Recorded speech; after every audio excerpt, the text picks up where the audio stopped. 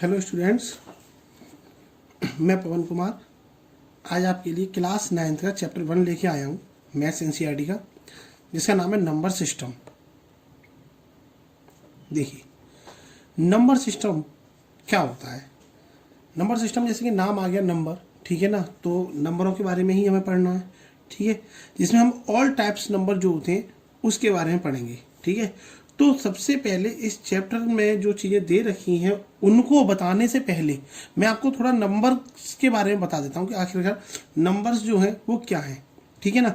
आप लोगों ने बचपन से बहुत सारे नंबर पढ़े हैं, prime number, composite number, whole number, ठीक है, नेचुरल नंबर, इंटीजर, ये सारे नंबर ही हैं, ठीक है ना। अलग अलग तरीके के नंबर है, पॉजिटिव है, नेगेटिव है, पॉइंट में है, ठीक है। इन सब नंबरों को हम क्या कहते हैं, इन सारे नंबर्स को एक्चुअल में हम जो बोलते हैं वो बोलते हैं हम रियल नंबर। क्या बोलते हैं मैंने? रियल नंबर्स, ठीक है। इन्हें हम रियल नंबर बोलते हैं। यानी जितने भी तरीके के नंबर होते हैं ना, जितने भी तरीके के नंबर होते हैं, चाहे वो फ्रैक्शन में हो, चाहे वो पॉइंट में हो, चाहे नेगेटिव हो या पॉजिटिव हो, सारे के सारे क्या होते हैं? रियल नंबर होते हैं, ठीक है।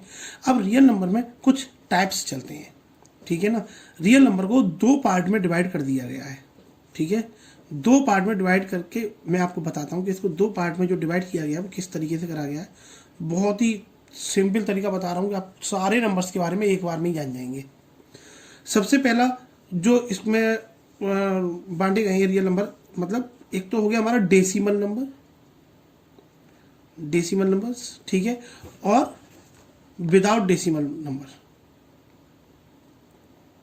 विदाउट डेसिमल, ठीक है। मतलब डेसिमल नंबर के बारे में पढ़ना है और विदाउट डेसिमल नंबर। भाई नंबर इसी यही दो तरीके के होते हैं ऑब्वियसली, या तो विदाउट डेसिमल होंगे या डेसिमल होंगे, ठीक है ना। पॉजिटिव नेगेटिव वो तो बात की बात है, बट वो भी या तो डेसिमल में होंगे या विदाउट डेसिमल होंगे। तो ये सारे के सारे क्या हमारे रियल नंबर है। तो डेसिमल में बताने से पहले मैं आपको विदाउट डेसिमल वाले बता रहा हूँ मैं, ठीक है ना, कि विदाउट डेसिमल में कौन कौन से नंबर आते हैं, ठीक है। तो देखो, विदाउट डेसिमल में सबसे पहले जो हमारे नंबर आते हैं वो आता है नेचुरल नंबर, नेचुरल नंबर, ठीक है। और नेचुरल नंबर के कौन से होते हैं हमारे? 1 2 3 एंड सो ऑन, लास्ट तक जो जाते हैं वो क्या है? हमारे नेचुरल नंबर होते हैं, ठीक है ना।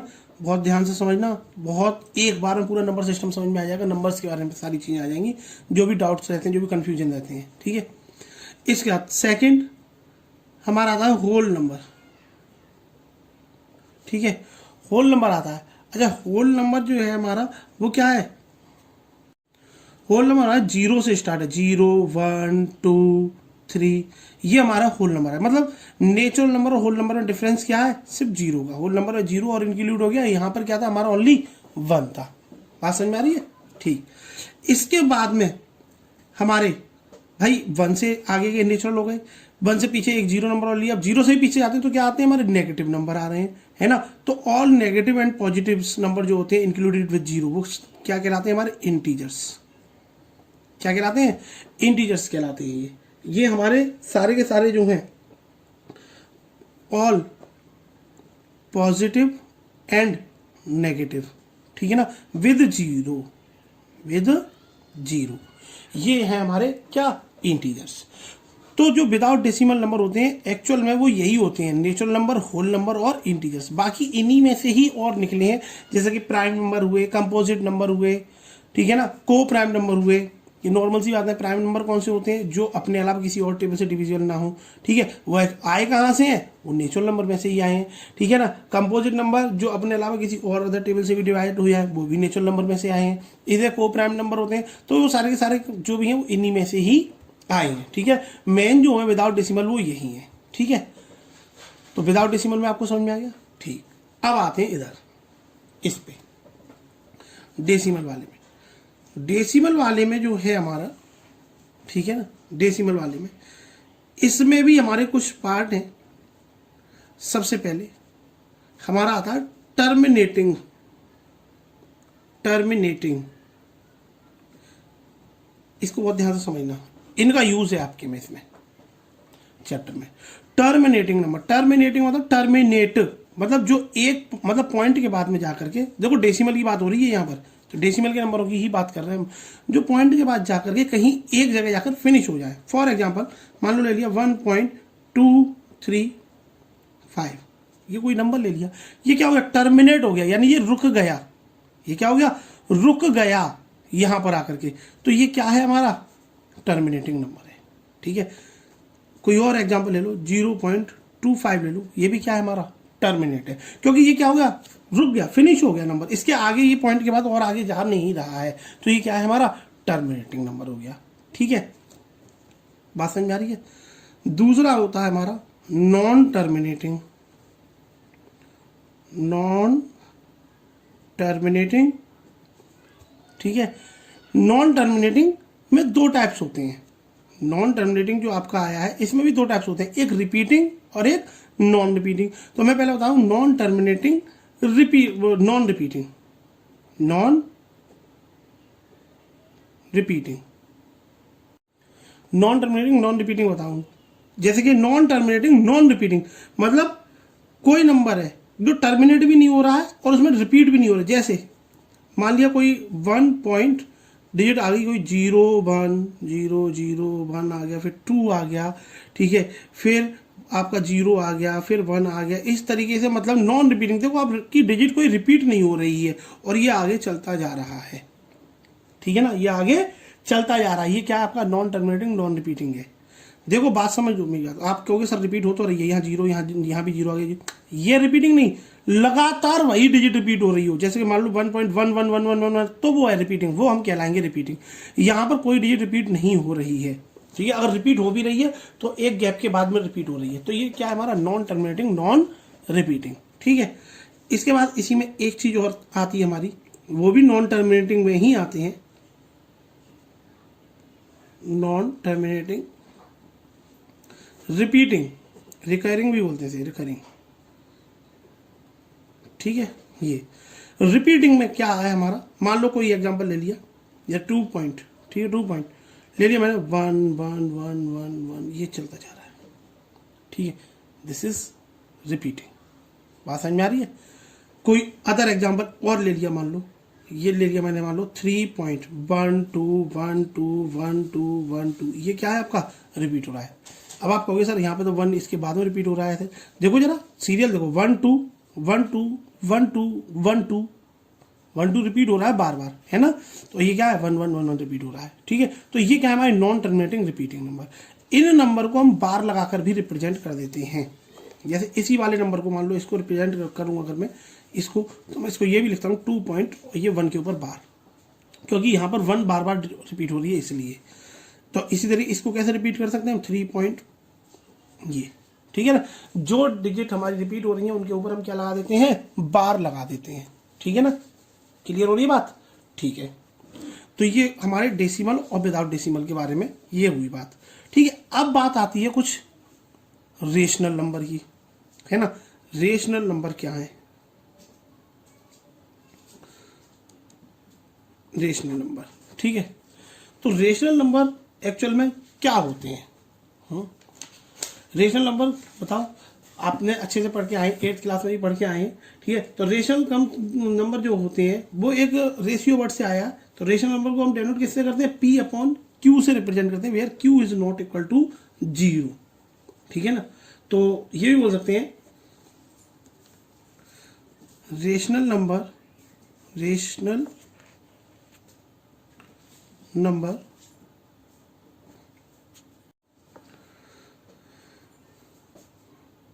is in the form of P upon Q, where P and Q are integers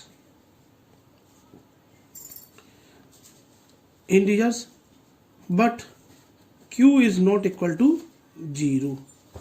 तो कहने का मतलब क्या है, रेशनल नंबर जो है वो P अपॉन Q की फॉर्म में है।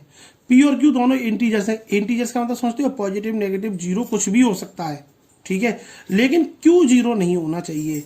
एग्जाम्पल के रूप में हम क्या कर सकते हैं, कुछ भी लिख दो, मान लो मैंने लिख दिया -3, मैंने लिख दिया 2, तो ये क्या है हमारे रेशनल नंबर है। ये क्या है हमारे रेशनल नंबर है। कैसे हैं देखो, दोनों इंटीजर्स है। रेशनल नंबर की डेफिनेशन क्या करूँ, पी अपॉन क्यू में होना चाहिए, ठीक है ना। तो मैं यहाँ पे इनके नीचे 1 मान ले रहा हूँ, पी अपॉन क्यू की फॉर्म में होगा। क्यू देख लो 0 के इक्वल नहीं, तो ये क्या है हमारी रेशनल नंबर है। 0 भी एक रेशनल नंबर है क्योंकि हम 0/1 लिख सकते हैं, ठीक है। But 1/0 is not a rational number. बात क्लियर हो रही है मैं क्या बोल रहा हूं, है ना। तो कहने का मतलब क्या है, कहने का मतलब ये है, ये जो मैंने अभी ऊपर बताया था टर्मिनेटिंग नंबर, ये क्या हम इनको पी अपॉन क्यू में नहीं लिख सकते। इनको क्या इनके नीचे हम 1 नहीं मान सकते, देखो जरा 1 मान सकते हैं नहीं मान सकते हैं, मान सकते हैं भाई। और नॉन टर्मिनेटिंग में जो रिपीटिंग वाले नंबर जो आ रहे थे, ये वाले, ये इनको भी हम पी अपॉन क्यू में रिप्रेजेंट कर सकते हैं। ये हम आगे पढ़ेंगे। क्यों, क्योंकि इसमें बार लग गया, हम नीचे अपॉन में 1 मान सकते हैं। इसमें भाई बार लग गया, अपॉन में 1 मान सकते हैं, लेकिन ये नॉन रिपीटिंग वाले जो नंबर थे इसका कोई अंत नहीं हो रहा है ना, हम इसमें बार लगा सकते हैं, तो इनमें नहीं लिख सकते, ठीक है ना। तो इन शॉर्ट वे जो कंक्लूजन निकल के आया, वो रियल नंबर एक्चुअल में जो होते हैं वो क्या होते हैं, real number combination of rational and irrational number, ठीक है ना। तो जितने भी रेशनल नंबर हैं और इरेशनल नंबर हैं, ठीक है, ये हमारे रियल नंबर होते हैं। बात समझ में आई। इरेशनल कौन से होते हैं, जिनको पी अपॉन क्यू में रिप्रेजेंट नहीं करा जा सकता, और वो सिर्फ और सिर्फ ये होते हैं, ठीक है ना। जो non terminating non repeating number थे, सिर्फ ये वाले नंबर ऐसे होते हैं जिनको हम पी अपॉन क्यू में रिप्रेजेंट नहीं कर सकते, ठीक है। या ऐसे नंबर जो परफेक्ट स्क्वायर नंबर नहीं है और क्यूब रूट निकालना, वो स्क्वायर रूट निकालना है, क्यूब रूट निकालना है, वो भी क्या होते हैं, हमारे इरेशनल नंबर होते हैं, ठीक है ना। तो हम आगे और पढ़ेंगे, जैसे इरेशनल नंबर के एग्जाम्पल जैसे √2 है, ठीक है ना। √2 क्या है, हमारा इरेशनल नंबर है। वो भी यहाँ पे मैं इसका एग्जाम्पल देखो लिख दे रहा हूँ, जैसे √2, इसका कोई सॉल्यूशन नहीं निकल के आएगा क्योंकि ये क्या है, परफेक्ट स्क्वायर नंबर है ही नहीं। अब मैं बोल दूं कि √3, ये भी क्या है, ये सारे के सारे इरेशनल नंबर है, ठीक है ना। तो परफेक्ट स्क्वायर नंबर जो हो या परफेक्ट क्यूब जिनका ना निकल पा रहा हो, उनका स्क्वायर रूट या क्यूब रूट निकलवाया जा रहा है, और पर वो नहीं निकल पा रहे, तो ऐसे नंबर क्या होते हैं, हमारे इरेशनल नंबर होते हैं, क्योंकि उनका कोई एंडिंग नहीं आती, वो नॉन टर्मिनेटिंग नॉन रिपीटिंग में आते हैं, ठीक है। तो ये जो था आपका, ये पूरा ये जो था आपका, ये नंबर सिस्टम था, ठीक है ना। तो रियल नंबर इन शॉर्ट में आपसे अगर पूछा जाए तो क्या कह सकते हैं, real number is the combination of rational number and irrational number, ठीक है। Real number is what, the combination of rational and irrational number, and rational number is what, without decimal numbers जितने भी होते हैं वो सारे के सारे हमारे क्या हैं, रेशनल नंबर है विदाउट डेसिमल। और डेसिमल में जो टर्मिनेटिंग वाले हैं और नॉन टर्मिनेटिंग रिपीटिंग नंबर है, वो क्या है, हमारे रेशनल नंबर है। या इन शॉर्ट में हम ये भी बोल सकते हैं, rational number is in the form of P upon Q, where P and Q are the integers but Q is not equal to 0। Clear, ठीक। अब हम बढ़ते हैं आगे।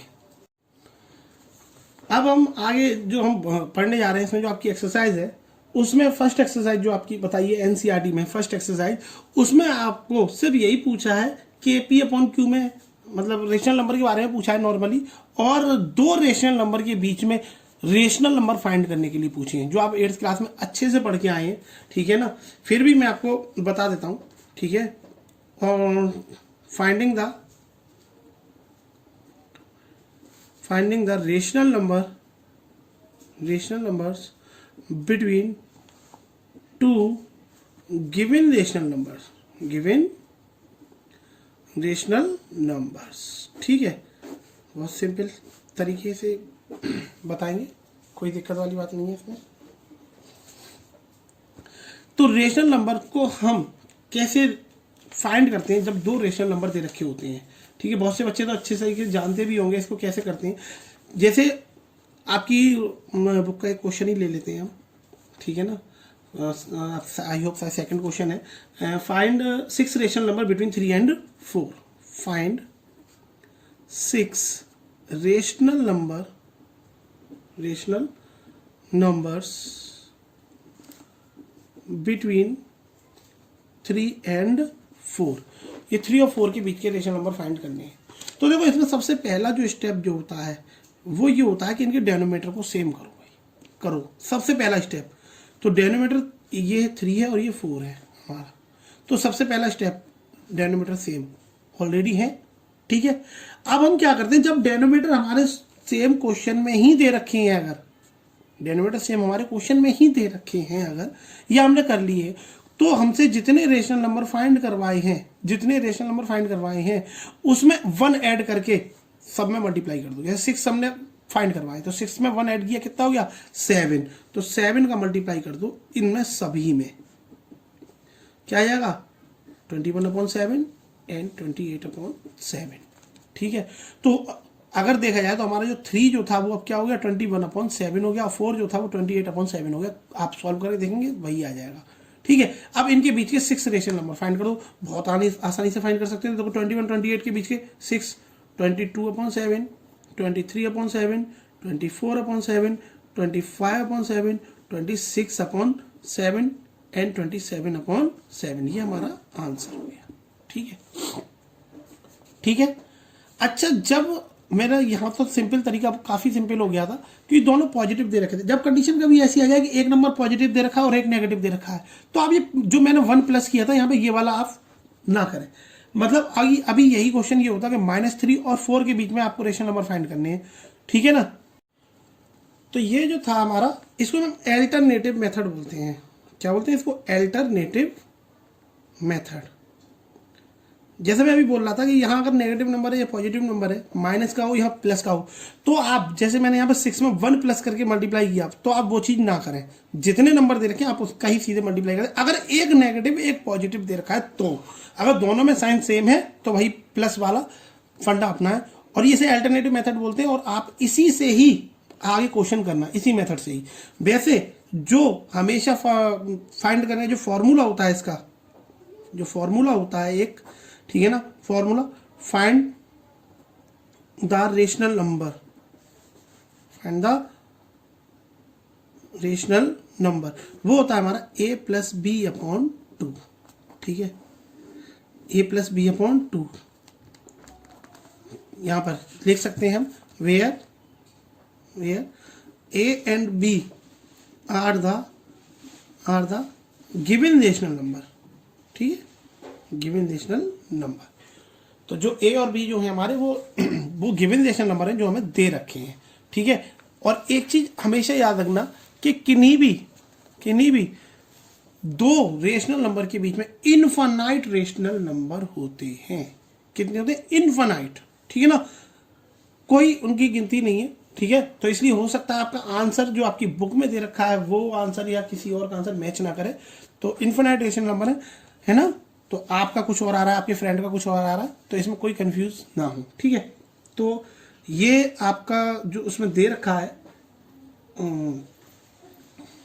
एनसीईआरटी बुक में फर्स्ट एक्सरसाइज जो आपकी है, ठीक है ना, उसी में आपका ये क्वेश्चन है। और इसी तरीके से आप आगे के क्वेश्चन करना, ठीक है।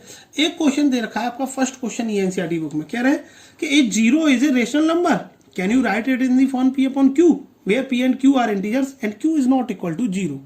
तो सिंपल है, देखिए बुक ओपन करके रखें आप सामने, फर्स्ट क्वेश्चन ये जो मैं बोल रहा हूं, ए 0 ए रेशनल नंबर। ये कह रहे हैं कि 0 एक रेशनल नंबर है क्या? बिल्कुल है, क्यों नहीं है? क्योंकि 0/1 हम लिख सकते हैं, 0/1 भी लिख सकते हैं, 0/2 भी लिख सकते हैं, 0/3 भी लिख सकते हैं, क्योंकि हर कंडीशन में हमारा आंसर क्या आएगा? 0 ही आएगा, ठीक है ना। तो हमारा 0 क्या है? एक रेशनल नंबर है और उसको हम p/q की फॉर्म में भी लिख सकते हैं, ठीक है ना। इसके बाद सेकंड थर्ड इसके इस क्वेश्चन जो हैं आपके ये रेशनल नंबर फाइंड करने के हैं, ठीक है, आप आसानी से कर सकते हैं। इसके बाद आपका लास्ट में ट्रू फॉल्स है, जो मैंने आपको इंट्रोडक्शन जो दिया है आपको बिल्कुल उसी तरीके के क्वेश्चन है इंट्रोडक्शन में, ठीक है ना। आप इनको आराम से करेंगे, ठीक है। नेक्स्ट वीडियो में आपको जो बताऊंगा, नेक्स्ट वीडियो उसमें आपके लिए जो लेके आएंगे, देखिए इस तरीके से आपकी जो फर्स्ट एक्सरसाइज है वो फिनिश होती है, ठीक है। उसमें जो टॉपिक दे रखे थे वो बता दिए, इंट्रोडक्शन थे जो भी थे। अब इसके बाद में आगे आपको इरेशनल नंबर रिप्रेजेंट करना रह गया नंबर लाइन पर, और पी अपॉन क्यू की फॉर्म रह गई, रेशनलाइजेशन भी है और पावर एक्सपोनेंट्स भी है। काफ़ी टॉपिक है इसमें, तो धीरे धीरे पढ़ेंगे, बहुत प्यार से पढ़ेंगे, ठीक है। तो आप इसकी फर्स्ट एक्सरसाइज कंप्लीट करेंगे और इसके बाद देखिए यहाँ पर मैंने कुछ ये क्वेश्चंस लिखे हैं, ये आपके क्वेश्चंस हैं कुछ, ठीक है, जो मैंने आपको आज इस वीडियो में बताया है उससे रिलेटेड कुछ क्वेश्चंस हैं। तो इन क्वेश्चंस की आप प्रैक्टिस करेंगे, ठीक है। यहाँ कुछ 4 क्वेश्चंस हैं ये, जिसमें रेशनल नंबर फाइंड करने हैं आपको, जिनमें डिनोमिनेटर सेम है, किसी में नहीं है, नेगेटिव पॉजिटिव नंबर है, ये 3 यहाँ पर ट्रू फॉल्स है, ठीक है। तो अभी आप ये करिए और नेक्स्ट वीडियो में फिर मैं आपको नंबर लाइन पे रिप्रेजेंट करना और पी अपॉन क्यू की फॉर्म में कैसे रेशनल नंबर को, मतलब किसी नंबर को, किसी डेसिमल नंबर को, ठीक है, पी अपॉन क्यू में किस तरीके से रिप्रेजेंट किया जाता है, वो मैं आपको नेक्स्ट वीडियो में बताऊंगा, ठीक है। तब तक के लिए गुड बाय, थैंक यू।